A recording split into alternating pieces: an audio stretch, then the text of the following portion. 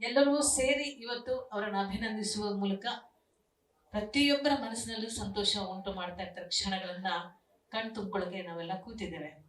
ನಾನು ಬರ್ಬೇಕಾದ್ರೆ ಅನಂತ್ ಸರ್ ಹೇಳಿದ್ರು, ಏನಪ್ಪ ಮಾತಾಡೋದು, ಫಸ್ಟ್ ನನ್ನೇ ಕರ್ಬಿಟ್ಟಿದಾರಲ್ಲ ಅಂತಂದ್ರೆ. ಜಯಮಲ್ಲ ಮೇಡಮ್ ನನ್ನ ಕರೆದಿದ್ದು ಚೆನ್ನಾಗಿರ್ತಾ ಇತ್ತು, ಬಿಕಾಸ್ ನಮ್ಮೆಲ್ಲರಿಗಿಂತಲೂ ಚೆನ್ನಾಗಿ ಅನುಭವಿಸ್ತಾ ಹಿರಿಯ ಕಲಾವಿದರಾಗ್ತಾರೆ ಅನ್ನೋ ಕಾರಣಕ್ಕೆ.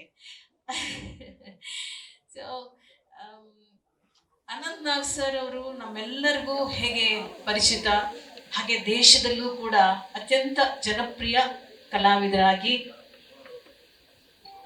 ತಮ್ಮನ್ನ ತಾವು ಗುರುತಿಸ್ಕೊಂಡಿರ್ತಕ್ಕಂಥವ್ರು. ನಾ ಬರ್ಬೇಕಾದ್ರೆ ಸರ್ ಹೇಳ್ಬಿಟ್ರೆ, ಏನ್ ಮಾತಾಡೋದು ಮರೈತಿ, ನಾನು ಫಸ್ಟ್ ಕರ್ಬಿಟ್ಟಿದ್ದಾರೆ ಅಂತಿದ್ದ ಹಾಗೇನೆ 2 ಮಾತು 2 ಸಾಲು ಮುಗಿಸ್ ಬಂದ್ಬಿಡಿ ಆಯ್ತಾ.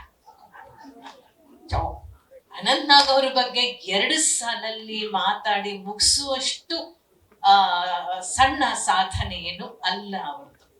50 ವರ್ಷಗಳ ಪ್ರಯಾಣ ಇದೆ ಅವರ ಬದುಕಿನಲ್ಲಿ. ರಂಗಭೂಮಿಯಿಂದ ಶುರುವಾದಂತಹ ಕಲಾ ಜಗತ್ತಿನ ಅವರ ಪ್ರಯಾಣ ಇದೆಯಲ್ಲ, 50 ವರ್ಷಗಳ ಪ್ರಯಾಣ ಇದೆ. ಮತ್ತು ಬೇರೆ ಬೇರೆ ಬೇರೆ ಬೇರೆ ಆಯಾಮಗಳಲ್ಲಿ ನಾವು ಅವರನ್ನ ನೋಡ್ತಾ ಹೋದಾಗೆಲ್ಲವೂ ಕೂಡ ಬಹಳಷ್ಟು ಬಹಳಷ್ಟು ಬಹಳಷ್ಟು ನಮ್ಮಗಳಿಗೆ ಕಲಿಯುವಂಥದ್ದು ಬಹಳ ಸಿಗ್ತಾ ಹೋಗುತ್ತೆ. ನಾನು ಕಂಡ ಹಾಗೆ ವರ್ಸಟೈಲ್, ತುಂಬಾ ಜನ ಕಲಾವಿದರು ನಾವು ವರ್ಸಟೈಲ್ ಅಂತ ಅನ್ಕೊಳ್ತೀವಿ, ಆದ್ರೆ ನನಗೆ ಇಷ್ಟವಾದದ್ದು ನಂಬರ್ 1 ಡಾಕ್ಟರ್ ರಾಜ್ಕುಮಾರ್ ಅಣ್ಣ. Variety variety variety of roles ಮಾಡಿದಂಥವ್ರು. ನೆಕ್ಸ್ಟ್ ನವರಸಗಳನ್ನು ಕೂಡ ತಮ್ಮದಾಗಿಸಿಕೊಳ್ಳುವ ಪ್ರಯತ್ನದಲ್ಲಿ ಒಬ್ಬ ನಾಯಕ ನಟನಿಗೆ ಸಾಧ್ಯವಾಗತ್ತೆ ಅನ್ನೋದನ್ನ ಪ್ರೂವ್ ಮಾಡಿದಂಥವ್ರು ನಮ್ಮ ಅನಂತ್ ನಾಗ್. ಅವ್ರದ್ದೇ ಆದಂತ ಸ್ಟೈಲ್, ಆ ಸ್ಟೈಲ್ ನ ಯಾರು ಕದಿಯಕ್ಕಂತೂ ಸಾಧ್ಯವೇ ಇಲ್ಲ, ಇಮಿಟೇಟ್ ಮಾಡಕ್ಕೂ ಸಾಧ್ಯ ಇಲ್ಲ. ಬಹುಶಃ ಬಹಳಷ್ಟು ಜನ ಬಹಳ ಪಾತ್ರಗಳನ್ನ ಇಮಿಟೇಟ್ ಮಾಡ್ತಾರೆ, ನೋಡಿದ್ರಿ.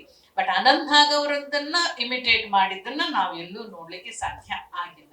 ರಾಜಹಾಸ್ಯ, ನಾವೆಲ್ಲ ಹಾಸ್ಯವನ್ನು ಮಾಡ್ಬೇಕಾದ್ರೆ ಎಲ್ಲ ಮೈಕೈ ಎಲ್ಲ ಮುರ್ಕೊಂಡ್ ಪಾರ್ಟ್ ಮಾಡ್ತಾರೆ. ಏನಿಲ್ಲ, ಬಹಳ ಗಂಭೀರವಾಗಿ ಸುಮ್ಮನೆ ಹಂಗೆ ಬಿಸಾಕಿದ್ರೆ ಸಾಕು, ನಗ್ತಾ ಇರಕ್ ಸಾಧ್ಯನೇ ಇಲ್ಲ.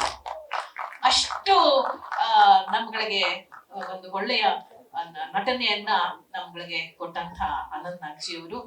ಆಮೇಲೆ ಅವರಲ್ಲಿ ನಾನು ಕಂಡಿದ್ದೇನೆ ಬಹಳಷ್ಟು ಅವರ ಚಿತ್ರಗಳಲ್ಲಿ. ನಾನು ಎಲ್ಲ ಬೇರೆ ಬೇರೆ ಪಾತ್ರಗಳನ್ನೆಲ್ಲ ಕೂಡ ನಾನು ಮಾಡಿದ್ದೇನೆ. ಅವರಲ್ಲಿ ಅವ್ರು ಎಷ್ಟು ಡಿಸಿಪ್ಲಿನ್ಡ್ ಆಗಿರ್ತಾರೆ, ಎಷ್ಟು ಖಡಕ್ ಆಗಿರ್ತಾರೆ, ಎಷ್ಟು ಸ್ಮೂತ್ ಆಗಿರ್ತಾರೆ. ಸಿಟ್ಟು ಬಂತು ಅಂತಂದ್ರೆ ಅಷ್ಟೇ, ಅದು ಕೂಡ ಇದೆ. ಆದ್ರೆ ಒಂದು ತಾಯಿಯ ಹೃದಯ ಇದೆಯಲ್ಲ, ಅದನ್ನ ನಾನ್ ಕಂಡಿದ್ದೇನೆ.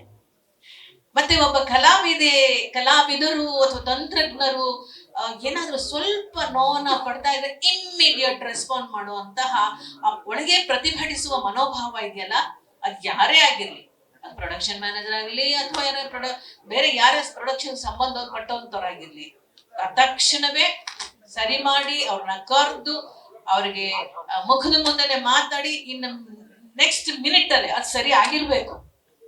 ಅವರಿಗೆ ನೋವಾಗದ ಹಾಗೆ, ಕಲಾವಿದರಿಗೆ ನೋವಾಗದ ಹಾಗೆ ನೋಡ್ಕೊಳ್ಳುವಂತಹ ನಿಟ್ಟಿನಲ್ಲಿ ಎಷ್ಟೊಂದು ಜನ ಕಲಾವಿದರಲ್ಲ, ಅವರೆಲ್ಲರಿಗಿಂತಲೂ ಕಾಣದೆ ಕೇಳದೆ ಎಲೆಮರೆಯ ಕಾಯಾಗಿ ನಮ್ಮನ್ನ ರಕ್ಷಣೆ ಮಾಡಿದವರು ಕೂಡ ಇದ್ದಾರೆ ಅಂತಂದ್ರೆ ಅದು ಅನಂತ್ ನಾಗ್.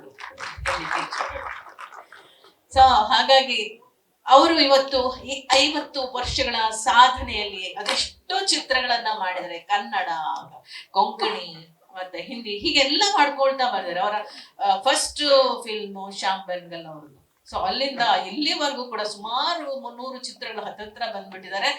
ಅವ್ರು ಇನ್ನೂ ಹೆಚ್ಚು ಚಿತ್ರಗಳನ್ನ ಮಾಡುವ ಎಲ್ಲ ಶಕ್ತಿಯು ಭಗವಂತ ಕೊಟ್ಟಿದ್ದಾನೆ, ಮಾಡ್ಲಿ ಅಂತ ನಾವು ಹಾರೈಸ್ತೇವೆ. ಅವ್ರಿಗೆ ಇವತ್ತು ಕೇಂದ್ರ ಸರ್ಕಾರ ಪದ್ಮಭೂಷಣ ಪ್ರಶಸ್ತಿಯನ್ನ ಕೊಟ್ಟಿರ್ತಕ್ಕಂಥದ್ದು ಕನ್ನಡ ನಾಡಿನ ಕನ್ನಡ ಭಾಷೆಗೆ ಬಹುದೊಡ್ಡ ಭೂಷಣವಾಗಿದೆ ಅಂತಕ್ಕಂಥ ಮಾತನ್ನ ನಾನು ಈ ಸಂದರ್ಭದಲ್ಲಿ ಅಭಿನಂದಿಸ್ತೇನೆ. ಹಾಗೆ ನಮ್ಮ ಹಾಸನ್ ರಘು ಅವರು ಕೂಡ ಪದ್ಮಶ್ರೀ ಪ್ರಶಸ್ತಿಯನ್ನ ಪಡ್ಕೊಂಡಿದ್ದಾರೆ.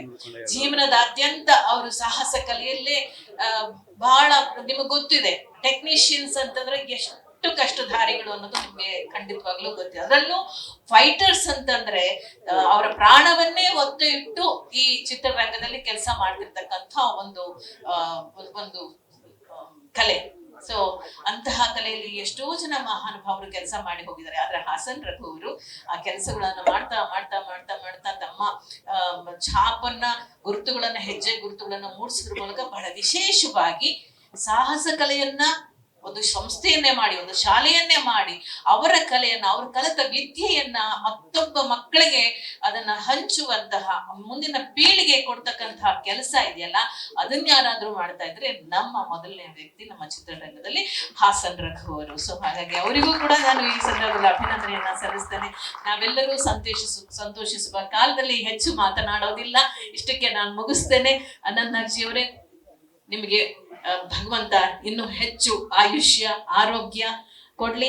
ನಿಮ್ಮ ಶ್ರೀಮತಿ ಗಾಯತ್ರಿ ಅವರು ನಿಮ್ಮ ಧೀಶಕ್ತಿ, ಬದುಕಿನ ಧೀಶಕ್ತಿ, ಅವರಿಗೂ ಕುಟುಂಬಕ್ಕೂ ಒಳ್ಳೆಯದಾಗ್ಲಿ, ಹಾಸನ್ ರಘು ಅವರ ಕುಟುಂಬಕ್ಕೂ ಒಳ್ಳೆಯದಾಗ್ಲಿ. ಇಲ್ಲಿರ್ತಕ್ಕಂಥ ನನ್ನೆಲ್ಲ ಕಲಾವಿದ ಬಂಧುಗಳಿಗೂ, ತಂತ್ರಜ್ಞರಿಗೂ ಮತ್ತು ಚಲನಚಿತ್ರ ವಾಣಿಜ್ಯ ಮಂಡಳಿಯವ್ರಿಗೂ ಎಲ್ರಿಗೂ ಕೂಡ ಶುಭವಾಗ್ಲಿ ಅಂತ ಹಾರೈಸಿ ನನ್ನ ಮಾತಿಗೆ ವಿರಾಮ ನೀಡ್ತೇನೆ. ನಮಸ್ಕಾರ.